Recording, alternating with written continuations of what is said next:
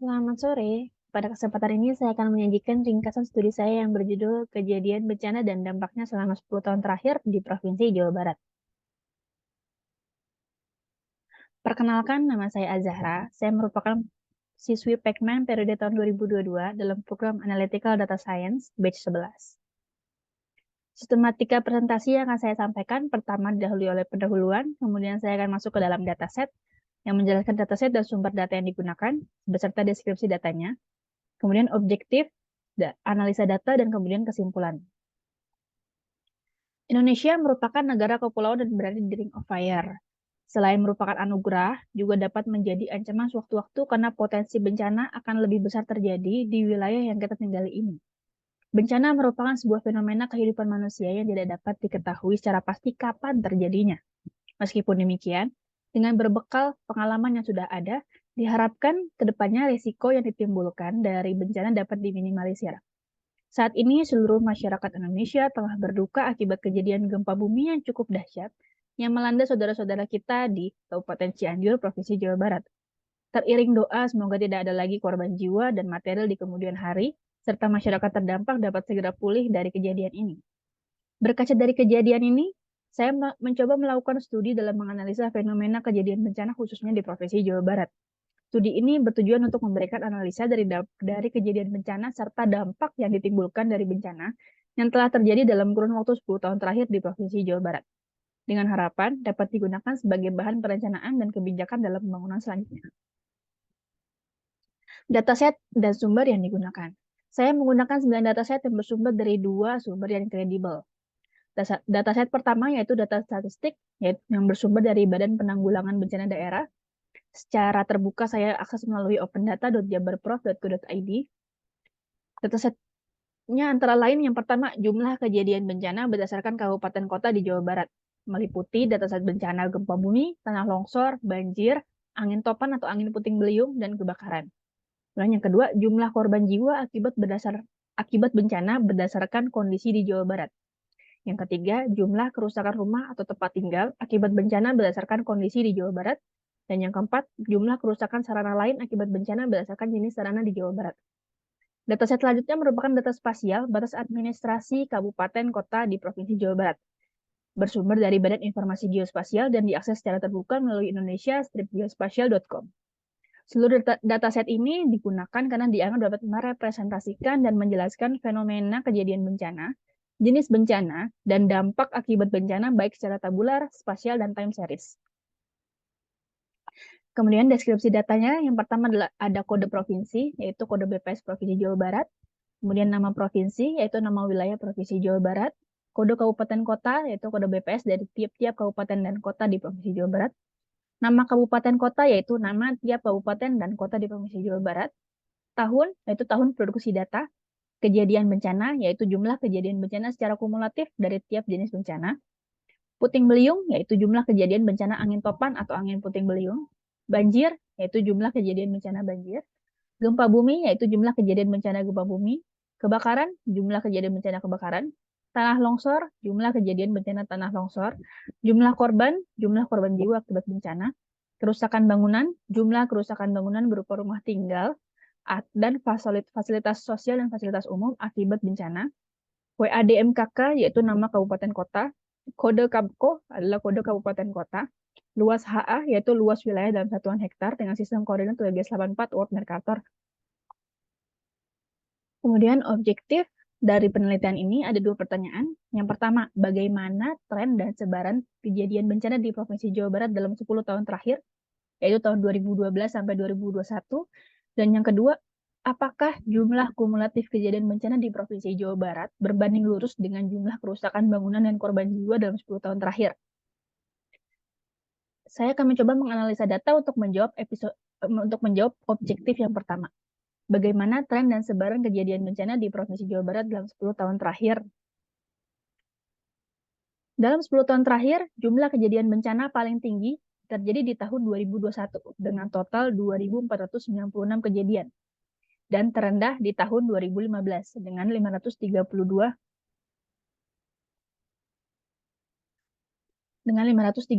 kejadian. Kumulatif kejadian bencana di Provinsi Jawa Barat cenderung fluktuatif dengan tren yang meningkat dari tahun ke tahun. Dari 5 jenis bencana, didapatkan bahwa dalam 10 tahun terakhir, jenis bencana paling rendah frekuensinya yaitu bencana gempa bumi dengan total kejadian 493 dan paling tinggi frekuensinya yaitu bencana tanah longsor dengan total 5.662 kejadian. Jika dilihat secara spasial, kumulatif kejadian bencana dalam 10 tahun terakhir paling tinggi berada di Kabupaten Bogor dengan total 1.837 kejadian dan di Kabupaten Sukabumi dengan total 1.833 kejadian. Dilihat dari jika warnanya semakin merah, maka semakin tinggi frekuensinya. Kemudian saya akan menganalisa data untuk menjawab objektif yang kedua. Apakah jumlah kumulatif kejadian bencana di Provinsi Jawa Barat berbanding lurus dengan jumlah kerusakan bangunan dan korban jiwa dalam 10 tahun terakhir? Dashboard berikut menampilkan visualisasi secara interaktif mengenai grafik jumlah kejadian bencana, kerusakan bangunan, dan korban jiwa serta jumlah tiap jenis bencana di periode-periode ekstrim seperti pembahasan sebelumnya. Kejadian bencana tentu mengakibatkan dampak dan kerugian yang sangat besar. Di antaranya adalah kerusakan bangunan rumah atau tempat tinggal, infrastruktur, fasilitas umum dan fasilitas sosial, kerugian harta benda, bahkan sampai memakan korban jiwa, baik luka-luka maupun meninggal dunia. Studi ini juga akan melihat hubungan antara jumlah kejadian bencana dan dampak yang ditimbulkan, yaitu kerusakan bangunan dan korban jiwa.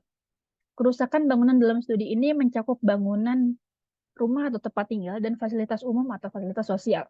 Kondisi kerusakan bangunan dan kondisi kerusakan bangunan dan korban jiwa tidak dijelaskan lebih lanjut dalam studi ini. Dari grafik yang pertama, dapat diketahui bahwa dari tahun 2016 ke tahun 2017, terjadi peningkatan kejadian bencana. Namun, di periode tahun yang sama, dampak kejadian bencananya menurun. Jumlah kerusakan bangunan menurun sebanyak 16.261 unit, dan jumlah korban jiwa menurun sebanyak 92.597 jiwa. Sebaliknya, di periode tahun 2020 terjadi penurunan kejadian bencana, namun dampak kejadian bencananya justru meningkat. Dengan penurunan kejadian bencana sebanyak 171 kejadian, kerusakan bangunan meningkat sebanyak 290.385 unit, dan korban jiwa meningkat sebanyak 992.296 jiwa. Hal ini bukan hanya sekedar angka statistik. Jika dilihat dari grafik, peningkatan jumlah dampak kejadian bencananya sangat tinggi. Dari kedua fakta yang ditemukan, dianalisa jumlah kejadian bencana berdasarkan jenisnya untuk menggali informasi lebih lanjut. Apakah jenis bencana berpengaruh terhadap dampak yang ditimbulkan? Berikut merupakan grafik jenis bencana di periode-periode waktu di atas. Dari gambar di sebelah kanan, didapat bahwa jenis kejadian bencana yang mengalami peningkatan dari tahun 2016 ke tahun 2017 adalah gempa bumi, puting beliung, kebakaran, dan tanah longsor.